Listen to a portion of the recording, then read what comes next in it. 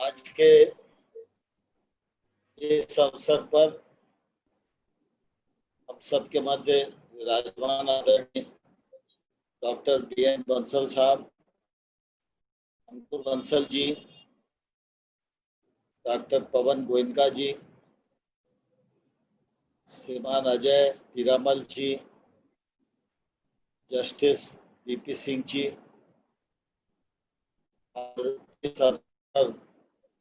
उपस्थित सभी प्रबंधन मंडल के सदस्यगण, विद्यार्थी भाई और बहनों,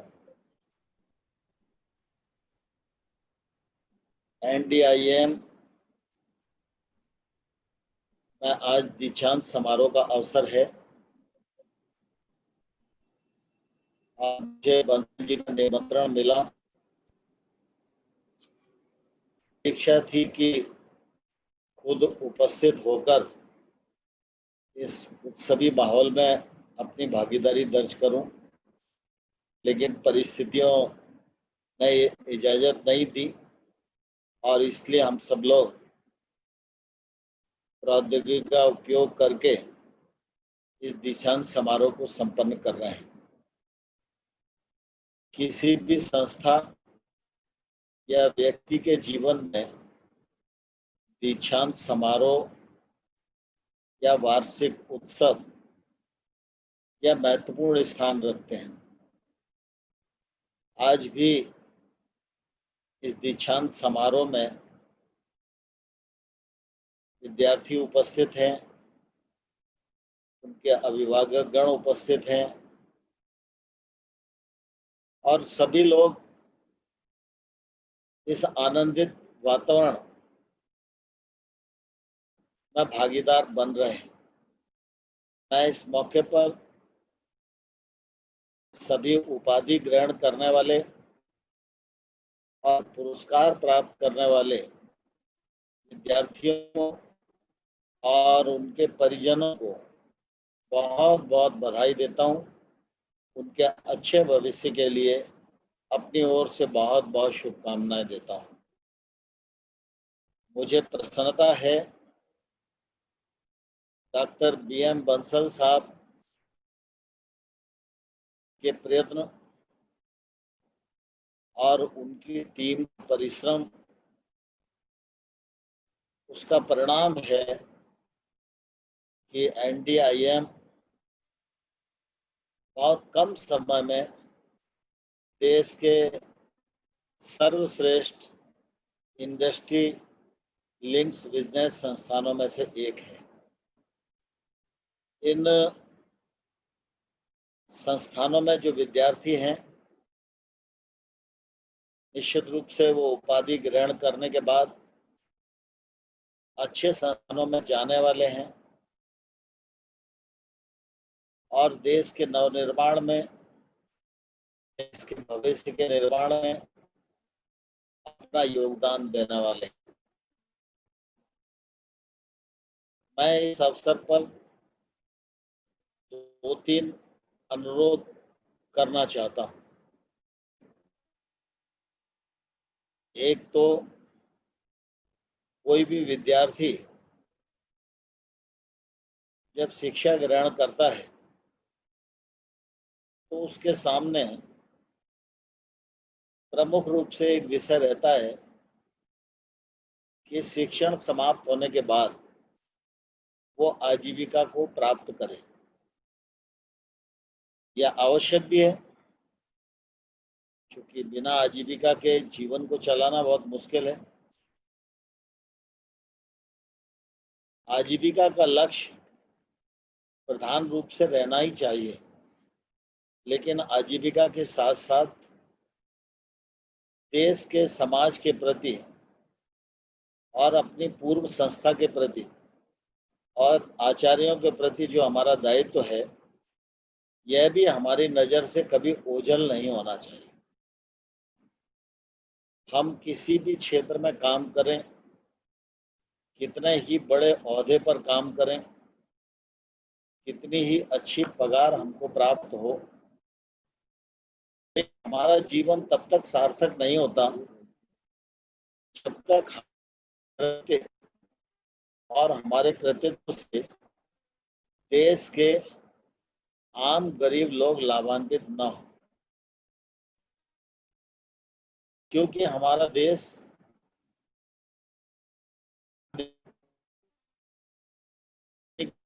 काम करने वाला देश है।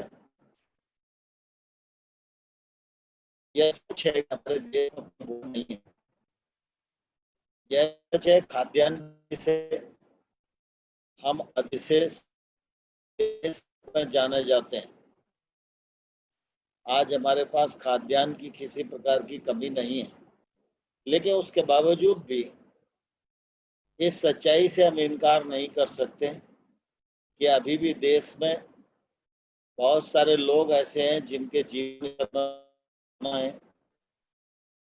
बहुत सारे लोग ऐसे हैं जिनके जीवन को उन्नत बनाना है, बहुत सारे लोग ऐसे हैं जिनके जीवन को इस प्रकार से निर्माण करना है कि वह भी अपने कृतित्व से देश को ऊंचाइयां प्रदान करने में योगदान देने की दृष्टि से सक्षम हो सके। और इसलिए ये जो अहम समाज के और देश के प्रति जिम्मेवारी है, इस जिम्मेवारी का भान हम लोगों को हमेशा काम करते समय रहना चाहिए।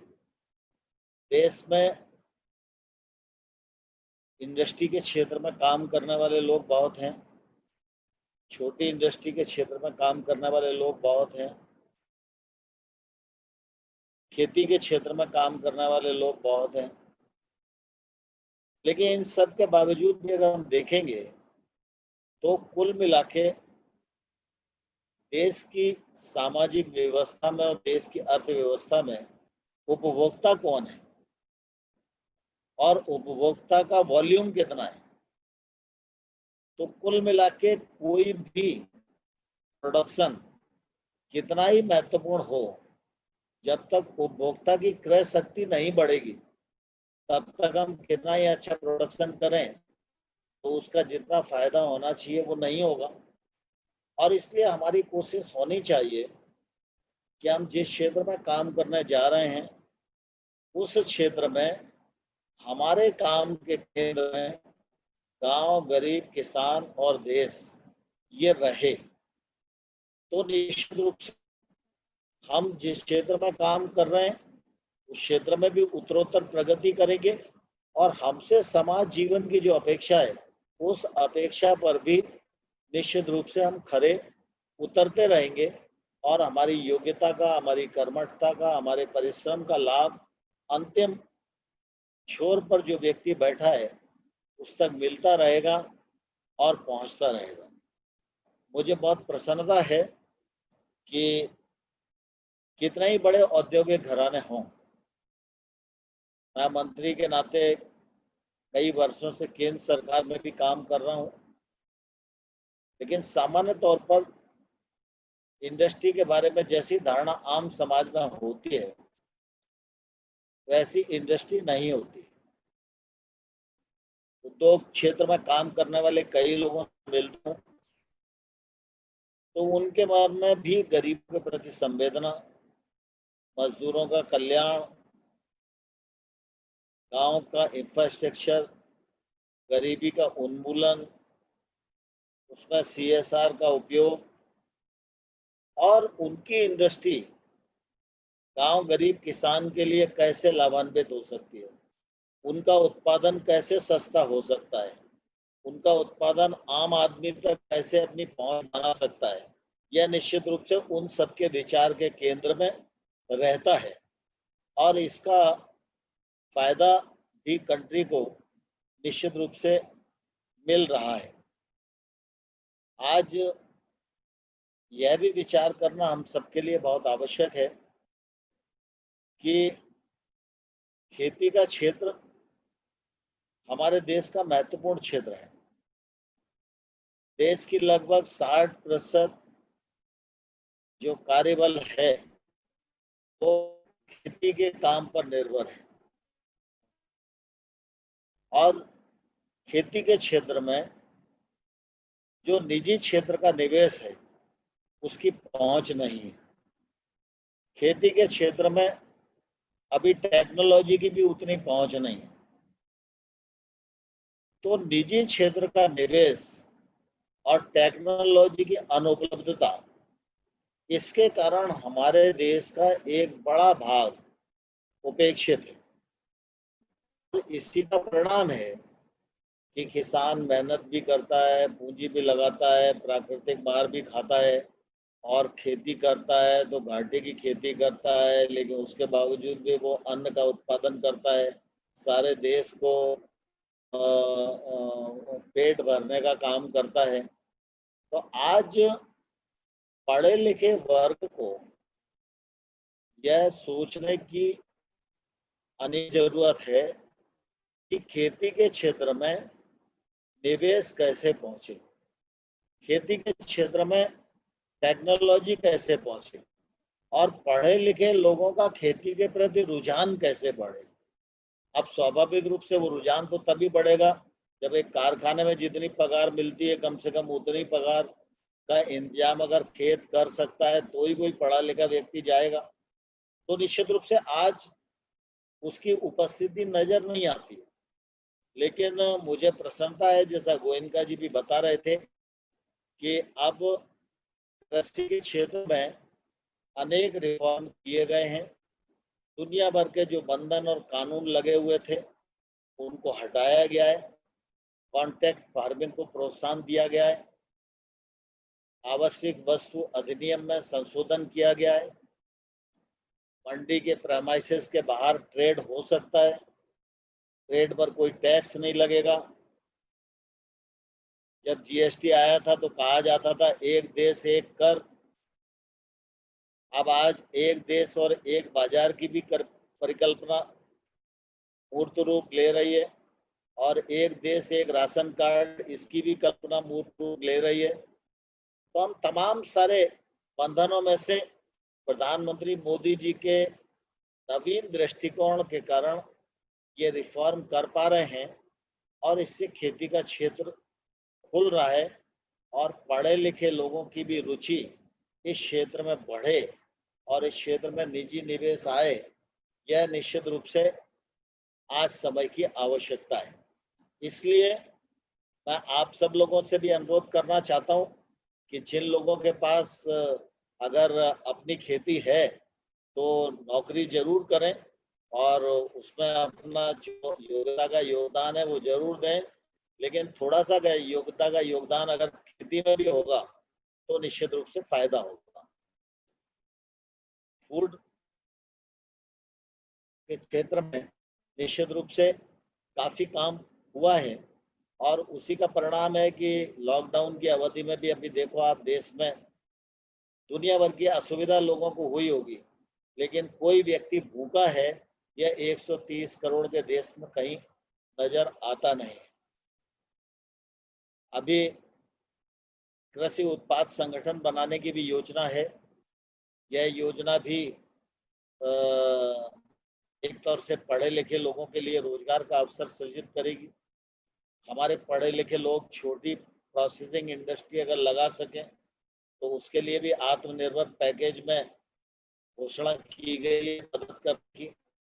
एग्रीकल्चर के इंफ्रास्ट्रक्चर के लिए भी 1 लाख करोड़ रुपए की पैकेज की घोषणा की गई है। इनमें पढ़े लिखे लोग जो प्रौद्योगिकी से जुड़े हुए हैं, जिनका व्यापक दृष्टिकोण है, जो खेती को आधुनिक खेती में तब्दील कर सकते हैं, जो खेती में लागत को कम कर सकते हैं, जो क्लस्टर खेती कर सकते हैं और कृषि उत्पाद को प्रोसेस कर सकते हैं, पैकेजिंग कर सकते हैं, लेबलिंग कर सकते हैं, उसका एक्सपोर्ट कर सकते हैं, तो ये सामान्य गांव में बैठे हुए किसान से अपेक्षा नहीं की जा सकती। इसमें तमाम सारे हमारे पढ़े लिखे बंधुओं का योगदान होगा, तभी इस क्षेत्र को हम निश्चित रूप से आने वाले कल में आगे बढ़ाने की स्थिति में होंगे। इसके साथ ही ये आग्रह भी करना चाहता हूँ कि कई बार परिस्थितियां होंगी और हम लोग जिस काम करने के लिए जा रहे हैं और उस क्षेत्र में आपको लगता है कि मैं जो काम कर रहा हूँ उस काम के केंद्र में कहीं गरीब और समाज मुझे दिखाई नहीं दे रहा है, तो मैं ऐसे लोगों से आग्रह करना चाहूँगा कि आप अच्छे से उस बड़े कारखाने में काम करिए, उसकी उत्तरोत्तर प्रगति के लिए काम करिए, उस कारखाने का उत्पाद देश के लिए अच्छे से काम आए, इस दिशा में आप टेक्नोलॉजी का भरपूर उपयोग करिए, अपनी बुद्धि लगाइए। लेकिन अगर थोड़ा सा भी आपके मन में ये रहेगा गरीब के प्रति संवेदना, तो जब आप काम से निकलकर घर जाओगे तो आपको बाजार जरूर मिलेगा। और अगर गरीब आपके मन में है तो आपकी कोशिश ये होनी चाहिए कि घर जाते समय अगर कोई आवश्यक चीज आप खरीद रहे हैं तो क्या उस उत्पाद को कोई देश का गरीब महिलाओं का सेल्फ हेल्प ग्रुप बना रहा है क्या, स्व सहायता समूह का बना हुआ अगर छोटी सी अचार की बोतल भी आप अपने घर ले जाते हैं, छोटी सी बोतल शहद की आप अपने घर किसी सेल्फ हेल्प ग्रुप के उत्पाद को ले जाते हैं, तो मैं समझता हूँ गरीब के क्षेत्र में आपका इतना सा काम, इतनी छोटी सी रकम और इतनी संवेदना, यह इस देश के गरीबी उन्मूलन में बहुत बड़ी मददगार होगी। मैं मानता हूँ। मुझे प्रसन्नता दीक्षांत समारोह के माध्यम से आप सब लोगों को मिलने का अवसर मिला और मैं बंसल साहब को बहुत हृदय से धन्यवाद देना चाहता हूँ। प्रधानमंत्री जी हमेशा कहा करते हैं कि आपदा को अवसर में बदलिए और आपदा है तो आपदा के साथ ही जीना सीखिए। और बंसल साहब ने NDIM में जो भी छात्र पढ़ रहे हैं, लॉकडाउन को देखते हुए कई स्कूल बंद हो गए, कई जगह परीक्षाएं नहीं हो पाई, लेकिन बंसल साहब ने बिल्कुल पूर्व से तैयारी की, सारी परीक्षाएं ऑनलाइन हो गई। आज दीक्षांत समारोह हो रहा है और मैं समझता हूँ कि किसी भी संस्थान या व्यक्ति में यह मादा हमेशा रहना ही चाहिए कि जो तकलीफें आने वाली हैं अगर समय से पहले हम उन्हें पहचान लें और उनको पहचान करके पूर्व से ही प्लान कर लें, तो मैं समझता हूँ ये एक कुशल प्रबंधक की ही भूमिका है।